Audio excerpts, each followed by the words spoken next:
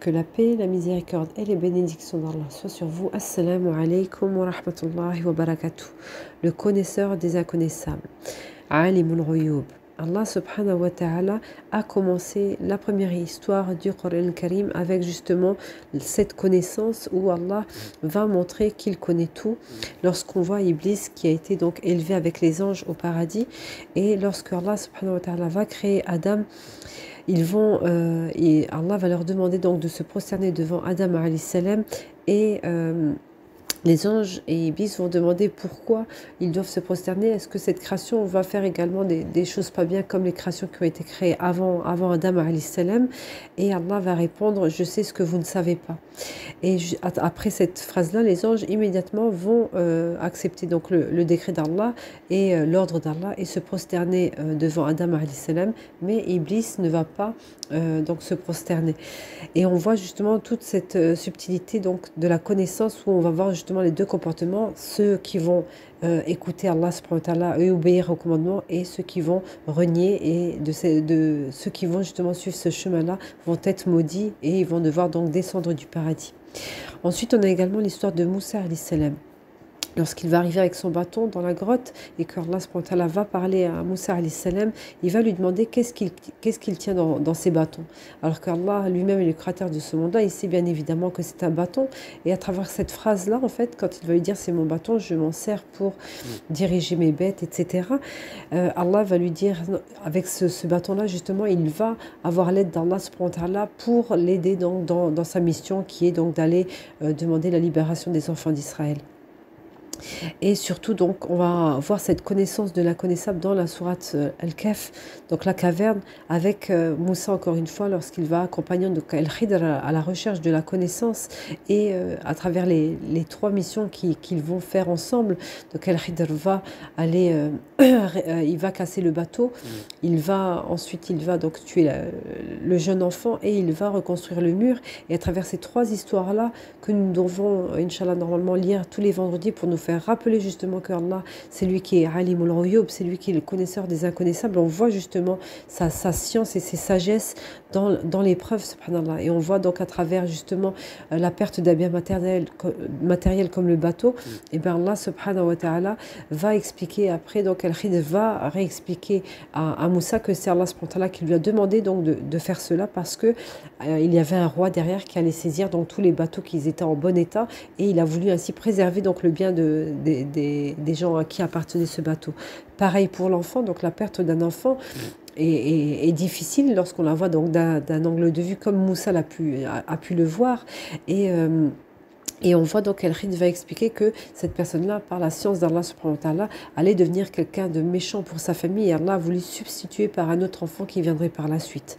Et dans la dernière histoire, Allah va nous montrer justement la préservation des biens d'un homme pieux pour ses enfants. Donc à la suite donc de son décès, Allah va envoyer des émissaires pour protéger le bien qui reviendra par la suite à ses enfants.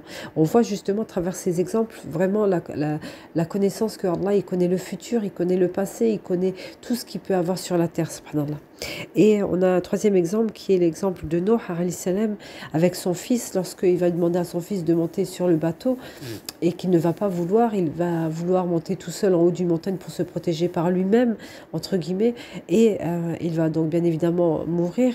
Et Noah va demander à Allah: il fait partie de ma famille. Et Allah va lui répondre que non, en fait, que je vais t'apporter donc les nouvelles de l'inconnaissable que tu ne connais pas, mais ton fils ne fait pas partie de ta famille. On voit qu'il a été issu de Noah alayhi salam, mais il ne fait pas partie de sa famille. Et il nous dit justement que Allah a révélé donc ces nouvelles-là à Noah alayhi salam, et à la suite de ça, Noah va dire: je te demande protection de ce que je ne connais pas. Et tout de suite, il accepte, comme on a vu au tout début, comme les anges ont accepté l'ordre d'Allah subhanahu wa ta'ala. Dans le Coran al-Karim, Allah va décrire justement tout ce qu'il connaît, en disant justement que nous ne connaissons que très peu de choses, mais Allah, lui, est le connaisseur de l'heure, et le connaisseur de l'âme, et le connaisseur donc de l'ordre tout entier. C'est lui qui connaît donc les mystères des cieux et de la terre. Toutes ces phrases-là sont citées bien évidemment dans le Coran. Il connaît donc les mystères des cieux et de la terre. Il connaît le secret qu'il y a dans les poitrines. On l'a vu avec l'épisode avec Hafsa et Aïcha, lorsqu'ils ont demandé au prophète donc de ne plus manger donc le miel qui venait de chez Zineb. Et et après ils vont demander comment tu as pu savoir en fait que c'était nous qui avons donc entre guillemets fait ce petit secret entre nous.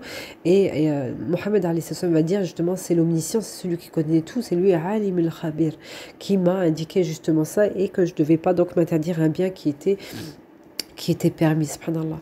Et Allah va nous montrer énormément d'exemples dans le Coran, comme le nom de Haman, qui va, subhanallah, faire convertir Maurice Bucaille juste en trouvant justement dans l'égyptologie le nom et qui va confirmer donc les dires du Coran Karim, qu'il était donc bien évidemment l'architecte de Pharaon. Et à travers tout ça, eh ben, on voit que Allah subhanahu wa ta'ala nous montre qu'il est le connaisseur de ce monde et qu'il connaît bien évidemment donc tous les inconnaissables qui ne peuvent pas être donc connus par nous en tant que création. Et en dernier point, justement, on va voir, avant, en fait, subhanallah, les gens étaient ils allaient vers la science, ils apprenaient beaucoup. On dit que l'imam Ahmed était hafiz, donc très jeune, et on dit qu'il a été donc un millionnaire de hadiths. Il connaissait plus d'1 million de hadiths, subhanallah. Et maintenant, par rapport à la science de nos jours, on voit que que l'intelligence artificielle, pardon, elle est vraiment donc très performante et elle est capable donc juste en tapant le début d'un verset de retrouver immédiatement donc dans quelle sourate il se trouve. Pareil pour la sunna, pareil pour le tafsir. Et on arrive vraiment au temps comme au temps de Suleyman, lorsque le Ifrit va lui dire je vais te ramener le trône de Balqis avant même que tu ne clignes des yeux, subhanallah. Et on voit, mashallah, l'intelligence, comment qu'elle est capable de traduire un texte instantané, de trouver, donc, comme je vous ai dit, un verset, subhanallah, directement dans le Coran. On voit que c'est vraiment quelque chose d'extraordinaire et qu'on peut s'en servir bien évidemment pour étudier, pour apprendre. Et justement, mais en réfléchissant, qu'est-ce que cette intelligence si on remonte vraiment, comme on dit, l'œuf ou la poule, on remonte, qui est le créateur, bien évidemment, donc du plutonium, du fer, ou le vent, des éoliennes qui vont nous aider à avoir l'électricité pour pouvoir allumer. Donc, ces supports-là pour avoir justement accès à toute cette connaissance-là. Donc, on voit que même ça, c'est Allah subhanahu qui est donc, bien évidemment, le créateur de toute cette intelligence, l'intelligence de l'homme, déjà qui a pu créer cette intelligence artificielle-là et regrouper toutes ces données dans un même support. Et donc, on finira juste par ça. Et Seigneur, Inch'Allah, de nous forcer à, Inch'Allah, continuer d'apprendre, Inch'Allah, parce que la connaissance est un chemin qui nous mène vers le paradis. Subhanaka rabbil izzati amma yasifun wa salamun ala al-mursalin walhamdulillahi rabbil alamin.